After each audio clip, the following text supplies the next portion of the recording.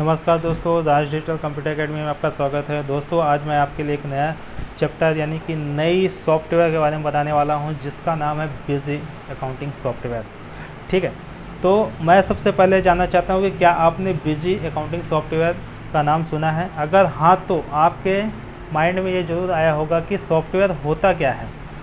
आज तक हम अकाउंटिंग को मैनेज करने के लिए ओनली टैली RP9 सॉफ्टवेयर का यूज़ ही किया करते थे, जिसकी कॉस्ट काफ़ी ज़्यादा है मार्केट में। बट में बहुत बिजी अकाउंटिंग सॉफ्टवेयर की हेल्प से हम अपने अकाउंट को और भी अच्छे तरीके से मेंटेन कर सकते हैं।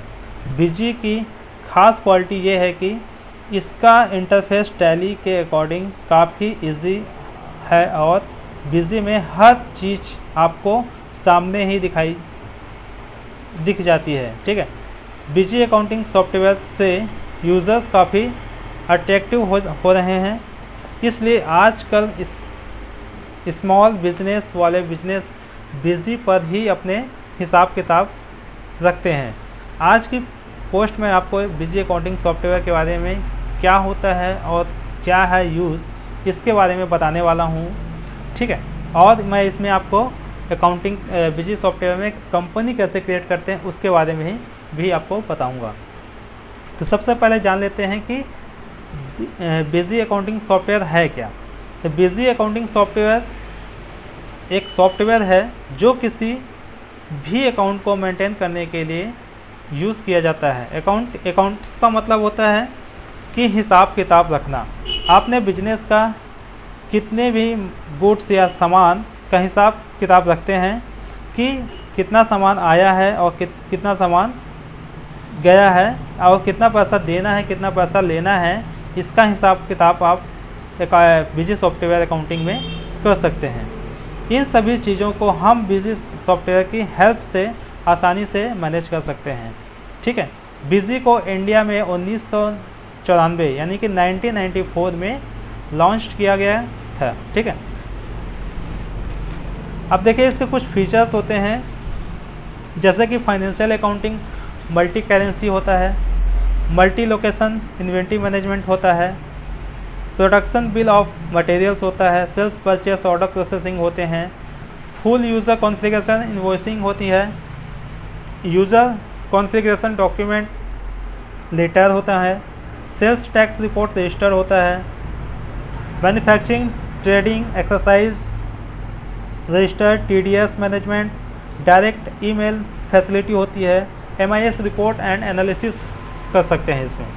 ठीक है, ये सारी चीज़ें क्या होती हैं, इसकी फीचर्स होते हैं बिजी सॉफ्टवेयर की। तो चलिए मैं आपको सबसे पहले ज़्यादा टाइम नहीं लूँगा, मैं आपको इसमें बिजी सॉफ्टवेयर आप चाहें तो आप इसको नेट से यानी गूगल की सहायता से आप इसको डाउनलोड भी कर सकते हैं। ठीक है, तो मैं सबसे पहले स्टार्ट करता हूँ नया और आपको एक कंपनी बनाना सिखाता हूँ, और इसमें उस कंपनी में क्या क्या ऑप्शंस होते हैं, उसको क्या क्या यूज़ है, कहाँ कहाँ क्या क्या डालना है, वो उसको बारे में भी बताने वाला हूँ। तो सबसे पहले मैं इस कंपनी को क्या करता हूँ, क्लोज़ कर देता हूँ, क्योंकि मैं आपको स्टार्टिंग से बताऊँगा।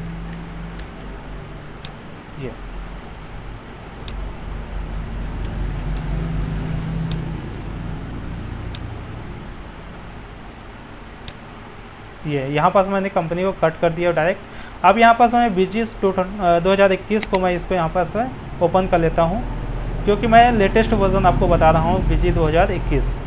ठीक है,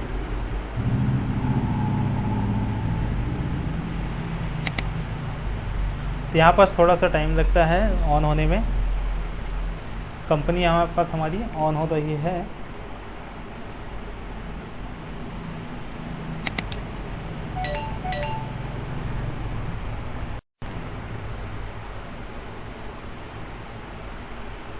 तो यहाँ पास आप देख सकते हो उसके फीचर्स हैं कुछ।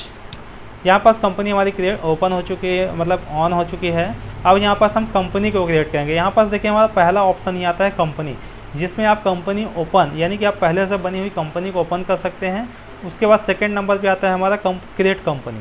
अब क्रिएट कंपनी भी हम यहाँ पास इंटर करेंगे।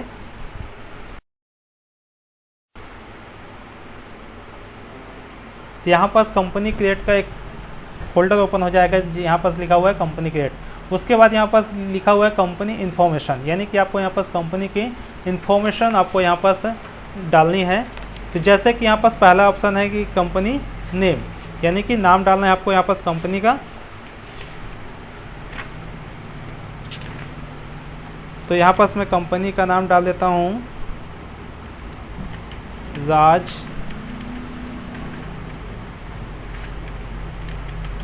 Traders private limited. उसके बाद यहाँ पास दोस्तों पूछ रहा है कि प्रिंट नेम, यानी कि क्या होता है कि जैसे कि आप बिल बनाएंगे, जो भी इनवॉइस नंबर या बिल बनाएंगे आप, तो वो उसमें प्रिंट होगा। तो आप सेम रख सकते हैं, राज ट्रेडर्स प्राइवेट लिमिटेड भी रख सकते हैं। अगर आप चेंज करना चाहते हैं कि मैं इस नाम को नहीं प्रिंट करना चाहता, मैं दूसरा नाम प्रिंट कराना चाहता हूँ, तो आप यहाँ पास इसको हटा के आप जिस नाम को भी आप प्रिंट कराना चाहते हैं तो आप उसका नाम, जैसे मैं यहाँ पास दूसरा नाम चेंज कर रहा हूँ, जैसे मैं राज डिजिटल कंप्यूटर एकेडमी है, उसको मैं प्रिंट करना चाहता हूँ। उसके बाद यहाँ पास आप शॉर्ट नेम डालना चाहते हैं कुछ कंपनी का, तो यहाँ पास है आप डाल सकते हैं RDCA। उसके बाद यहाँ पास कंट्री आपको इंडिया सेलेक्ट करनी है। उसके बाद स्टेट जैसे कि मेरा है यहाँ पास छत्तीसगढ़, तो मैं यहाँ पास छत्तीसगढ़ स्टेट सेलेक्ट कर लेता हूँ। उसके बाद यहाँ पास दिया दोस्तों कि FY beginning from. FY beginning from का मतलब होता है कि कंपनी आपकी कौन से फाइनेंशियल ईयर में स्टार्ट हो रही है। जैसे कि मेरी कंपनी फाइनेंशियल ईयर है 1/4/2021, यानी कि जो कंपनी की फाइनेंशियल ईयर होती है 1 अप्रैल से स्टार्ट होती है, और उसका जो लास्ट होता है 31 अगले साल, यानी कि अगले साल 31 मार्च को होती है। तो यहाँ पास मैंने 1/4/2021 इसकी बुक बिगिनिंग फ्रॉम डाल दी है। उसके बाद यहाँ पास बुक्स कम्युनिकेशन फ्रॉम, यानी कि बुक्स आप यहाँ पास कब से आप इसकी एंट्री बिजी सॉफ्टवेयर में अकाउंटिंग की करना चाहते हैं, किस डेट से। चाहे तो आप 1 अप्रैल से भी डाल सकते हैं, या तो आप जनवरी, जुलाई, अगस्त, जितने भी जो भी डेट से आप यहाँ डालना चाहते हैं तो उस डेट को आप यहाँ पास फिल कर सकते हैं। मैं यहाँ पास डेट चेंज नहीं कर रहा हूँ। उसके बाद यहाँ पास आपको कंपनी की एड्रेस को चेंज करना है, कंपनी के एड्रेस को डालना है। तो यहाँ पर जैसे कि मैं डाल देता हूँ कंपनी के एड्रेस,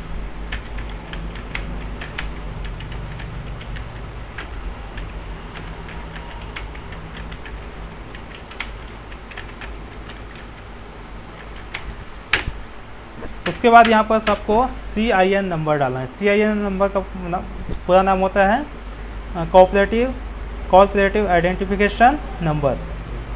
ये होता है 21 अंक का होता है। अगर आपके पास CIN नंबर है तो आप डाल सकते हैं, नहीं तो इसको स्किप कर दीजिए। चलिए मैं इसको स्किप कर देता हूँ। उसके बाद यहाँ पास है IT pan number. IT pan number का मतलब होता है income tax personal account number, ठीक है। तो आपके पास अगर IT पैन नंबर है तो आप यहाँ पर डाल दीजिए, नहीं है तो स्किप कर दीजिए। उसके बाद यहाँ पास है वार्ड, यानी कि आपकी जो कंपनी है उस किस लोकेशन या किस एरिया में आती है उसका वार्ड नंबर डालना है। जैसे कि मैं यहाँ पर डाल देता हूँ 55 वार्ड नंबर। और यहाँ पास कंपनी की टेलीफोन नंबर डालना है तो डाल दीजिए, नहीं है तो छोड़ दीजिए। उसके बाद यहाँ पास फैक्स नंबर कंपनी की है तो छोड़ रख दीजिए, नहीं तो छोड़ दीजिए। उसके बाद ईमेल आईडी मैं डाल देता हूँ rajkpatel 21@gmail.com। उसके बाद यहाँ पास है करेंसी सिंबल, यानी कि जैसे कि दोस्तों आप यहाँ पास कंट्री सेलेक्ट करते हैं तो कंट्री जो भी आप सेलेक्ट करेंगे उस कंट्री के यहाँ पास करेंसी सिंबल इंफॉर्मेशन आ जाती है। जैसे कि रुपी RS है, करेंसी स्ट्रिंग है रुपीस, है ना, करेंसी सब स्ट्रिंग है पैसा। तो इस टाइप से आपको यहाँ पास चेंज करने की आवश्यकता नहीं है, आप यहाँ पास इसको आगे बढ़ जाइए। उसके बाद यहाँ पास है एनेबल GST वैट, यानी कि आपको यहाँ पास एनेबल GST या वैट क्या यूज़ करना है, तो आप यहाँ पास यस कर दीजिए। उसके बाद यहाँ पास GST और वैट दो तरीके से पूछ रहा है। तो GST जैसा कि आप जानते हैं कि GST 1 जुलाई 2017 से भारत में लागू हो चुका है। वैट क्या होता था, वैट पहले भी यूज़ होते थे मगर अब यूज़ नहीं होते हैं। वैट कभी कभी कहीं ना कहीं होते हैं। तो आप यहाँ पास GST सेलेक्ट करेंगे। उसके बाद इसको नो ही रहने देना है, एनेबल केस नो। और यहाँ पास आपको GST नंबर, यानी कि कंपनी की जो GST नंबर है उसको आप यहाँ पास डाल देना है, यानी कि 15 अंक का GST नंबर होता है, आप उसको यहाँ से डाल सकते हैं। तो मैं यहाँ पास डाल देता हूँ। उसके बाद यहाँ पास है रेगुलर या कंपोजिशन, यानी कि आपको यहाँ पर कंपनी आपकी क्या है, रेगुलर है कि कंपोजिशन है, उसको आपको यहाँ पर सेलेक्ट करना है। तो मेरी कंपनी क्या है, रेगुलर है, मैं इसको रेगुलर कर लेता हूँ। उसके बाद यहाँ पर डिफ़ॉल्ट टैक्स रेट इसको छोड़ देता हूँ अभी, है ना, अभी कुछ नहीं डालना है। उसके बाद आप यहाँ पर सेव करेंगे। यहाँ पर पूछ रहा है सेव दिस इंफॉर्मेशन, यस। तो थोड़ा सा 1 मिनट, 1 से 2 मिनट, 1.5 मिनट टाइम लगेगा कंपनी को सेव होने में। तो इस तरीके से दोस्तों आपकी कंपनी जो है यहाँ पास क्रिएट हो जाएगी कुछ देर में।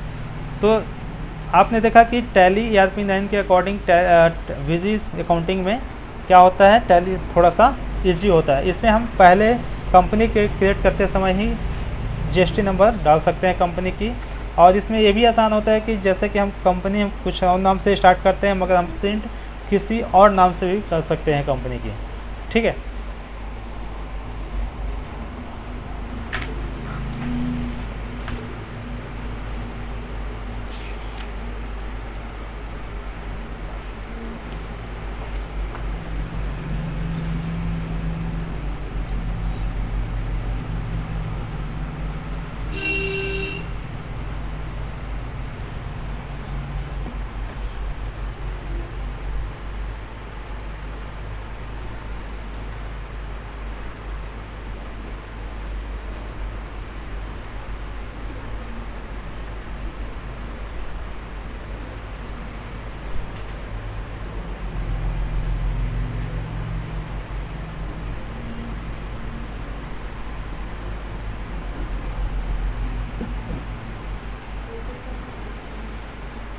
यहाँ पास हमारी कंपनी क्रिएट हो रही है।